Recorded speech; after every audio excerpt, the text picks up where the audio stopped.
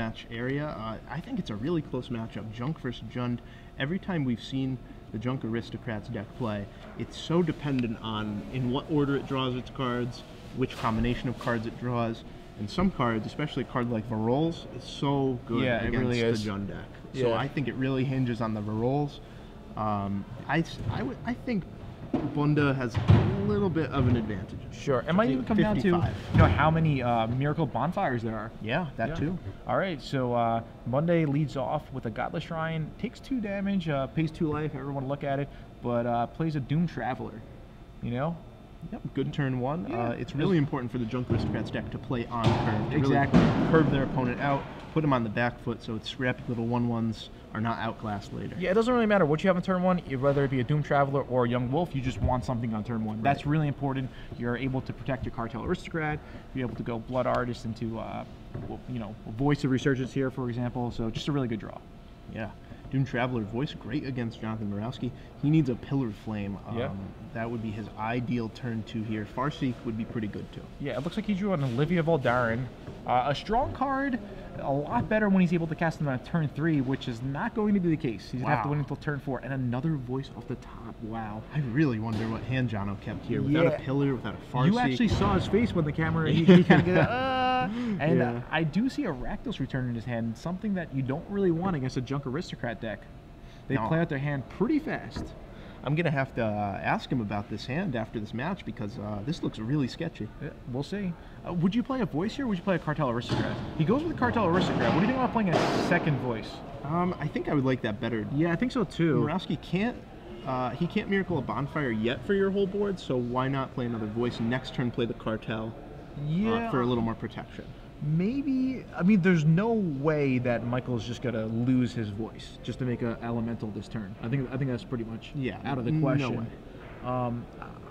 Is it because of if it's because of the mana issues, wouldn't you want Cartel next turn because you have the Swamp?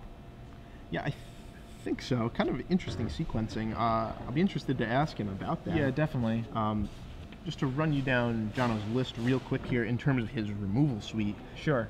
Game 1, he has access to Putrefies, 2 Putrefies. Wow, a Rakdos return for 1. Discard 1 card.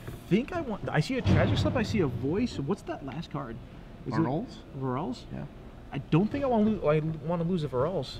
But he has that's interesting. I guess I think he really needs to be able to kill any potential Olivia Voldaren that comes down. Yeah, I think if he took the other line of having 2 voices in play, I think pitching Cartel Aristocrat would be okay. Yeah. Regardless, it's not going to change too much, but it would be nice. Yeah, I guess this plays fine as well. So Jonathan's really on the back foot here. So in his main deck, he has access to 2 Putrefy, 3 Bonfire, 2 Tragic Slip, 2 Mizium Mortars, Dreadbore. So all right, there's quite a bit of Olivia, removal. but here comes the Tragic Slip. But can Michael kill him this turn if he sacks the voices? The elementals are going to 4/4. That's 11 points of damage exactly. Xaxes. All right. Xaxes, thank you very much. And wow, that was a quick game. It was so quick that I didn't even think of a trivia question. And I was like, you know what, this game's going to go a while.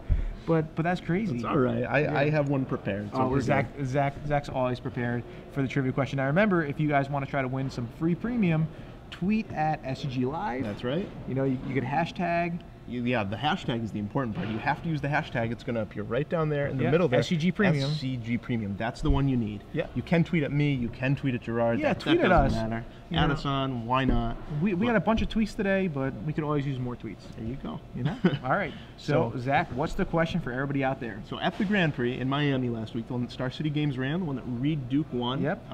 There was an employee of Star City Games, a writer for Star City Games, in the top 4. Now, this player really, I don't know if he designed the deck. He had some help designing the deck. Sure. But this player in the top 4 innovated, created a new twist on an old archetype. Star City employee. Who is this player? And what There could have deck? been a couple of them. Let's give him a bit more hint. Okay. The deck is Junk Aristocrats. Is that which one you wanted? Gerard, you can't win the premium. No, but we're not going for the deck. I thought we were looking for the player. Oh, okay.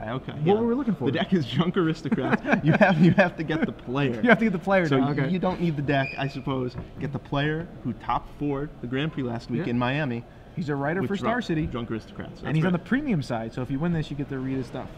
Boy, that really narrows it down, doesn't it? Yeah, and I have a great question for tomorrow. I'm so excited. Good. So make sure I don't forget it. I'll have you write it down. All right, so back to the match. We'll try to get the sideboard up for you guys. If not, we'll just read it off for you guys. Again, Michael Bonde, he's towards your right. He won the first game. His sideboard looks like 2 Smites, 3 Abrupt Decays, 4 Deathrite Shamans, 2 Appetite for Brains, an Obsidian, Ray of Revelation, and of course Duress. You see it on screen. What do you think he wants to bring in versus John? You played this matchup before. I know you have. I watched you in the hotel lobby 2 nights ago. Well, you're on Moto grinding the heads-up cues. Oh, every day. What do you want to bring in, Zach? Really, there's not that much appealing here. Certainly 2 Appetite for Brains. That's going to be Michael's all-star. He's going to want to draw that pretty early. Duress also pretty good. Take out a pesky Pillar Flame that hasn't been cast yet. Maybe a Rakdos Return if that's still in Jono's deck. And of course, the 1 Obsidian is going to be huge. Just a really, really great card against something like a Jund deck. Okay. That plays pillars, things like that. I don't think he wants Smites, Rays, Abrupt Decays. Yeah, I could agree slightly with that. I think Bonde definitely wants the extra Obsidian. It's just a powerful card. The Duresses and the Appetite Brains are nice. I don't know how much he's going to dilute his deck, though. I think the Appetite for Brains is more important than the Duress. You want to hit Huntmaster, you want to hit Olivia, you want to stop Thragtusk. It's close, Yeah, the Duress is definitely the worst of the 2 in the matchup. Sure. 2 Appetites will come in for sure. Maybe 1 Duress, depending on how many cards he wants to shave from his main deck. Yeah. I think the real question is Deathrite Shaman. Does he bring those in, and how many? No, I don't think he really cares about Deathrite Shaman, to be honest.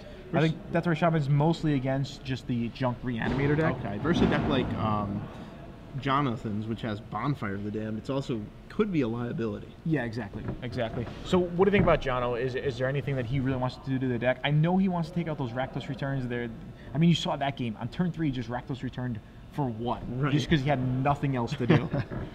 Seems pretty bad. Ravens Crime you on turn 3. I mean, he definitely wants the 2 Pillar Flames. Duress doesn't really do anything. The Butter and Bloods are pretty bad against Voice of Resurgence or Doom Travelers. Trade with half of a Lingering Souls. That's really embarrassing. Yeah, he doesn't want Appetite for Brains. Vraska, no. Liliana's, no. Rorkdar's, no. Underrook. All John really has is 2 Pillar Flames. Yeah, he seems very unprepared for this matchup. I mean, you can make the argument he has a lot of removal in the main deck, so he's already prepared. But, after watching this Junk Aristocrats deck play throughout the day and play in the finals and the top 8 last week, it's really scary, and I think every deck in this top 8 needs more sideboard slots for it. Yeah, I think so as well. I know he probably wants to cut those 2 Rakdos returns and those 2 Ground Seals. Ground Seals they cycle, but they don't really do anything. Yeah, it's not what you want to be doing. Yeah, it's not like it stops the Lingering Souls from being cast. That has flashback. Yeah, I think John O knows that this matchup's really bad, and he's just smiling, and he's like, all right, well, matchup's pretty bad, but I'll do what I can. I don't think it's all that bad. I really don't. Michael Bonde, he only has 4 Tragics left. That's his entire removal package. So if Jono can land something like an Olivia, even a Thragtusk gains some life, blocks. If Michael has just an average draw, and Olivia could really run away with the game. Sure. All right. Well, they're off to the races. Only 8 minutes in so far. Yeah, 8 minutes, and they're already shuffled up for game 2. Yeah, have their opening hands drawn. Hopefully both players will keep. I always like to see, especially in the top 8 or the top 4 finals, you really want to see great matches. You never want to see mulligan, mulligan, mulligan. However, we saw a mulligan, mulligan, mulligan. It was a mulligan to 4, Jund versus Blue-White Red Flash. The Blue-White Red Flash player kept on 7, Sphinx Revelation for 5, and lost that game. Still lost approximately a million cards. Yeah. Nico Christensen, I talked to him about it. What did he say? He said he really messed up on the turn 4 where he could have cast the Restoration Angel. Okay. He said he thinks that his opponent got some free Mind Slavers off, like 2 or 3 free Mind Slavers. Sure. Maybe he played it. He played the turns as bad as possible, but he was a good sport about it. I talked to him 3 rounds after, so he had time to cool down. Yeah, normally, when you take a loss like that, you're upset for the remainder of the round, maybe even next round. But after a while, you kind of find it funny. You're like, my opponent mulled a 4 and I lost. Yeah, I love telling the story about how I mulled how my opponent mulled the 3 and crushed me. Oh, really? Wow. It wasn't even close. Fairy's Mirror, Bitter Blossom versus None. Okay, yeah. It reminds me of the Conley Wood story when he was playing for top 8 at Worlds and his opponent mulled the 3. And went Landcraft Fetch. Landcraft Fetch. Yeah. So Jono's on the mulligan. He's the 5th seed. He's one of the 4 players in the top 8 playing Jund. So it just shows, you know, Reed Duke sets some waves here. He wins with Jund all of a sudden. Metagames turn on his finger. Yeah. All right. So Michael Bonde leads off with the Godless Shrine. It looks like he's going to have the Doom Traveler once again. Really important. You think about it, Doom Traveler doesn't even make a lot of the limited decks. It's like Doom Traveler, kind of stinky, but here in this deck, it's a powerhouse. Really, really strong, yeah. And what really impresses me about the Junk Aristocrats deck is just that it's so on curve. It has really good plays at every point in the curve. Yeah. Always using all of its mana. Yeah, there's Cartel Aristocrat. Jonathan just with no Farseek, no Black Source right now. Yeah, I don't understand why he didn't mull any of these hands that he kept. Well, I mean, he doesn't want to go to 5, right? Yeah, he doesn't want to go to 5, but at this point, what's he going to do here? He doesn't even have a Black Source for this Olivia in hand. I agree. His first hand might have been a bit skeptical. Maybe you could talk to him. I know you guys are really good friends, and ask what's going on. And even this game, given his hand, maybe 5, like, shouldn't have been out of the question, you know? Yeah, I think so. It's not like Jund is really lacking in terms of power cards that can take the game back. Yeah, especially against something like Junk Aristocrats where it's not powerful at all. Right. Junk Aristocrat works on synergy, but power to power, Jund has it outclassed by at least double. So here comes another Doom Traveler. Yeah. Michael just content to build up his board here, hold the Tragic Slip in his hand, and pass the turn back. I think he had a Lingering Souls as well in his hand. So he could have opted to pay 2 life and cast the Lingering Souls, but really no need to. Maybe he puts Jonathan on a Bonfire, because why else would he keep his hand, he's thinking? Right. So Jono draws the Blood Crypt, so he's going to be able to slam the Olivia if he wants to. Just by his facial expressions, I think he knows. He's like, oh, well, I got a Blood Crypt, but there's a Kessick Wolf Run, number 2, and there's Huntmaster the fellas. All right, so let's see what Michael has to do about this. I think he's going to play his Tragic Slip, end of turn, sacrifice, kill that Huntmaster. What do you think? I don't know how much he cares about this Huntmaster right here. He knows that Jono has access to 3 Olivia Valdarin, and he knows that card is so powerful against him. But it looks like he's going to go for it. Are you sure he drew a Blood Crypt? I thought he did. Yeah, okay. Maybe he wants to bait out the Tragic Slip with the Huntmaster here. Yeah, so there's another Woodland Cemetery. And I think he's going to play Garrick and fight the wolf right now. And I mean, this just puts Michael in a great spot. Seems pretty good. You know, he wants Garrick to be flipped. That's its best form in this deck. Yeah, he gets for to sack his Doom Traveler. Exactly. Any creature, go fetch up an Obsidian, go fetch up really anything. Yeah. Of Varals. Yeah. So, all right, there's the Garrick. It will be left with 1 loyalty counter, and I think Michael's just going to swing in for 4 and be in pretty good shape. You know, Jono is at 14, not that bad, but the more the game progresses like this, the worse it is for John. Right. Now, Jono can play the Olivia this turn, but that said, he's not going to be able to activate it to ping down that Garrick, so Michael's going to get at least 1 turn, unless Jono decides to pillar. Yeah, Jono does have a Blood Crypt, so he could pay the 2 life. Does he have Olivia in hand? I think so. Yeah, you think so? Yeah, okay. I think he has Blood Crypt and Olivia available to him. That was the tank last turn. He wasn't sure whether he wanted to play Huntmaster or whether he wanted to shock himself to play Olivia. Yeah, and I mean, he won't be able to do anything to Garrick besides attack it next turn. Olivia could shoot down a creature. Unfortunately, he won't be able to take out that Garrick quite yet. So it's at least 1 more turn. Right. Maybe more if the Doom Travelers gets in the way by sacrificing to make a token, maybe the Lingering Souls, and John doesn't have an access to a ton of mana. So he's going to have to spend 2 mana to shoot, 2 mana to shoot. John was in a rough spot. I think he's thinking, you know, what can I do to get out of this? Because if he has a pillar, you know, pillar the Garrick. That's the first step. Okay, ooh, Bonfire for 1. That's pretty good. Redirect 1 to the Garrick. That's nice.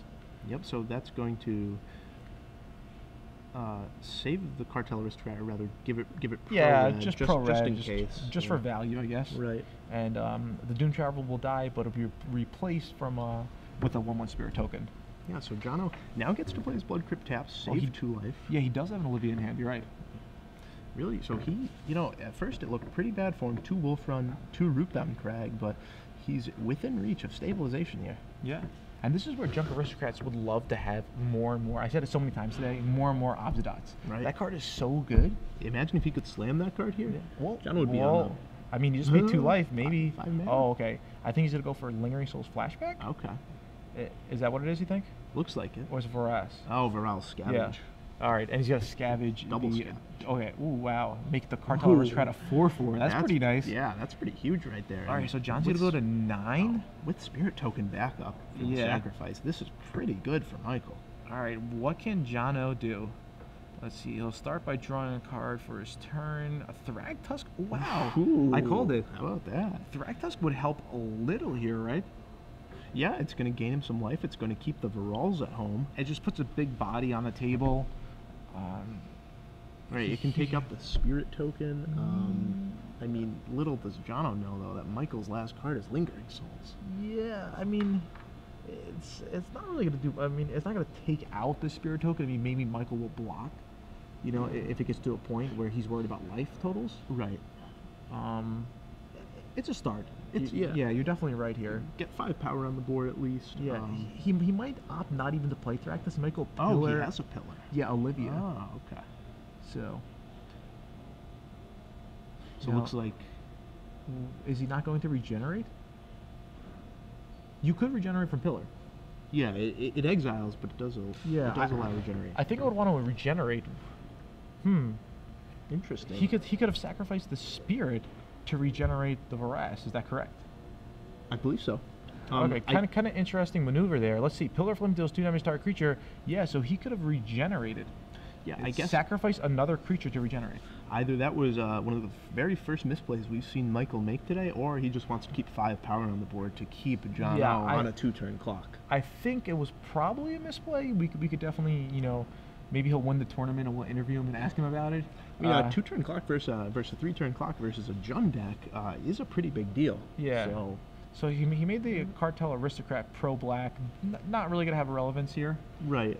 It shuts off a sorcery speed Dreadbore, I suppose. Sure. From Jono. And I think Jono, if that isn't Olivia, which I think it is, I think he's going to drop the Olivia here. Yeah, he has to slam it. His other play is to Pillar the Spirit. Pillar Spirit.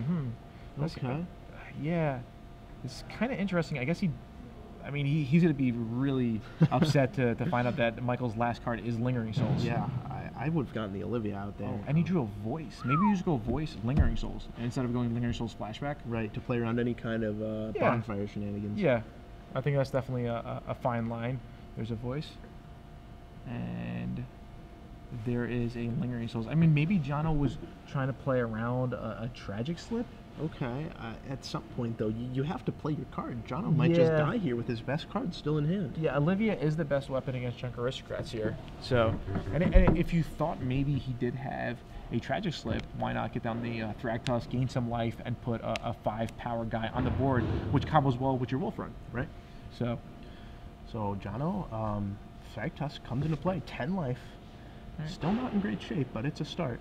All right, Michael will draw for the turn. Now, Michael doesn't even really need to draw anything. He could just swing in, attack for 5 with giving the Cartel Aristocrat Pro Green, 1 in the air, bring Jonathan down to 5, leave back Voice of Resurgence, and Jono's going to have to find an answer. Otherwise, Michael will, have the match here. Yeah, and another Cartel Aristocrat. Wow, some good draws. It's weird, too, because Junk Aristocrats place 25 lands, but every time I watch, they always stop at 4 or 5, you know? It's pretty nice, isn't it? Yeah. Yeah, Michael Bonde definitely running good in this tournament. He's had some great draws on camera, but to back it up, he's played pretty well as due. Yeah, the only play that I might have disagreed with was that Pillar Flame in the Vorax. So, yeah, I still understand why he did it though. Like, it may be a misplay, but he wanted to kill Jono in 2 turns rather than just 3. Yeah, he wanted to give Jono as few turns as possible. The way he picked it up, I think he kind of misunderstood what Pillar did, and then kind of realized it was it might have been a slight misplay, but Jono is surveying the board right here, and that's going to be a Miracle Bonfire for 5. Ooh. And he could live 1 more turn? I don't think he can. Yeah. I think no, he can't, because the Lingering Souls in the yard. Yep, that's it. As long as Michael sees the play, which I think he will. I have to imagine. He's been playing this deck all day. Could Jono have done anything else there? Could he have bonfired for 1? 2 or 1? Played Olivia? I don't think so. There's Lingering Souls. And Jono extends the hand, and wow, Michael Bonde, he moves on to the top 4. He's coming back, and he's playing tomorrow. Yeah, that's awesome. A 19-minute match right there. Really, really fast. That was quick. Yeah.